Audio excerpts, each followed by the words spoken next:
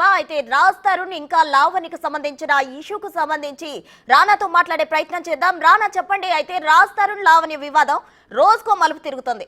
సినీ ఫక్కీలో ఈ వివాదం అయితే చెలరేగుతా ఉంది. అటు పెయిడ్ ఆర్టిస్ట్ గా పనిచేస్తున్నాడంటూ శేఖర్ భాషపై లావణ్య ఫిర్యాదు చేస్తుంది. అయితే రాజ్ తరుణ్ పై నిర్దాక్షిణ్యంగా ఆమె ఆరోపణలు చేస్తుందంటూ శేఖర్ భాష అంటున్నాడు. ఇక రాజ్ తరుణ్ తెర వెనుక ఉండి కథ అంతా నడిపిస్తున్నాడు. దీనికి సంబంధించి తాజా సమాచారం ఏంటి రానా? ఎప్పుడైతే 2 నెలలకు ముందు రాజ్ తరుణ్ పైన లావణ్య నార్సింగ్ పోలీస్ స్టేషన్లో ఫిర్యాదు చేస్తుందో అప్పటి నుంచి ఇప్పటి వరకు కూడా రోజుకో ట్విస్ట్, రోజుకో మలుపు. ఎందుకంటే దీంట్లో అనేక అంశాలు.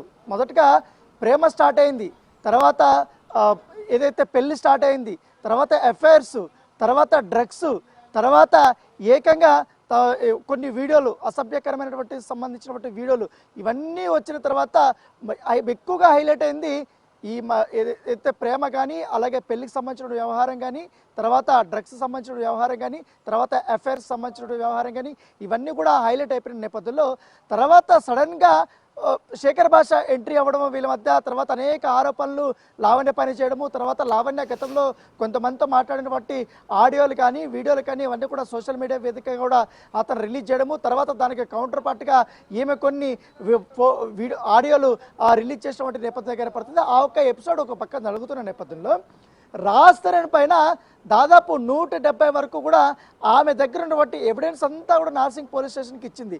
ఆయన పైన దాదాపు 4-5 సెక్షన్స్ కింద కూడా కేసు నమోదైంది. కేసు నమోదైన తర్వాత అది ఒక పక్క నడుస్తుంది, ఇన్వెస్టిగేషన్ కూడా కొనసాగుతుంది. మధ్యలో ఈ హైడ్రామా అనేది కూడా చాలా వరకు కూడా నడిచి ఈ యొక్క ఎపిసోడ్ అంతా కూడా రక్తి కట్టించాయని చెప్పొచ్చు. ఎప్పుడైతే లావణ్య వచ్చి రాజ్ తరుణ్ పైన ఫిర్యాదు చేయడము, తర్వాత రాజ్ తరుణ్ రావడము, తర్వాత శేఖర్ భాష రావడము, శేఖర్ భాష రావడమే కాకుండా గతంలో మేము లావణ్యతో బాధింపబడ్డాము, లావణ్య వల్ల మేము డ్రగ్స్కు బానిసేయమంటూ కూడా 2 జంటలు బయటకు వచ్చారు. వారు ప్రీతి, ఉదయ్.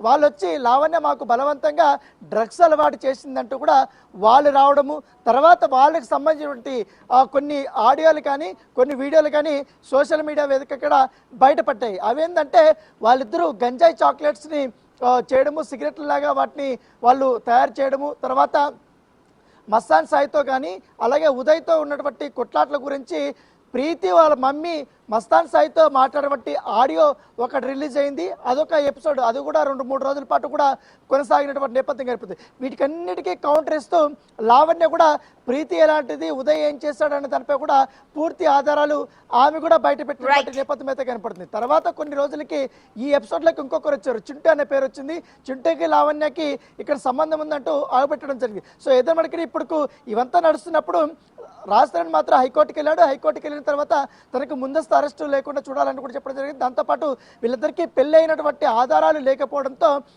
ఆయనకి ముందస్తు బెయిల్ ఇచ్చినటువంటి పరిస్థితి ఏర్పడుతుంది. ఇంకా నడుస్తుంది. నిన్న రాజ్ తరుణ్ నార్సింగ్ పోలీసు స్టేషన్ వద్ద కూడా వచ్చినట్టుగా తెలుస్తుంది. తన లాయర్తో పాటు వచ్చి ఆయన సంతకం పెట్టేసి వెళ్ళినట్టుగా తెలుస్తుంది. మరోవైపు 2-3 రోజుల్లో మరొక ప్రెస్ మీట్కి లావణ్య రెడీ అయిపోతుంది. ఎందుకంటే ఇటీవల కాలంలో రాజ్ తరుణ్ వెనుకుండి తన పైన చేస్తున్నటువంటి ఆరోపణలు కానీ, శేఖర్ భాష చేస్తున్నటువంటి ఆరోపణల పైన కానీ, అలాగే ప్రీతి, ఉదయ్ కావాలని తన పైన తప్పుడు ప్రచారాలు చేయడం పని, అలాగే మస్తాన్ సాయి వద్ద తన వ్యక్తిగత వీడియోలు ఉన్నాయని కూడా ఆమె చెప్తుంది. కాబట్టి వాటికి సంబంధించిన ఎవిడెన్స్లు కూడా నా దగ్గర ఉన్నాయంటే కూడా ఆమె 2-3 రోజుల్లో మరొకసారి మీడియా ముందుకు రాబోతుంది. ఒకవేళ అది కానీ ఆమె కానీ బయట పెడితే మాత్రం ఈ కథలో మరొక ట్విస్ట్ అయితే రాబోతుంది. తర్వాత ఆరోపణలు, ప్రతి ఆరోపణలతో మరింతగా రక్తి కట్టించే అవకాశాలు ఉన్నాయి.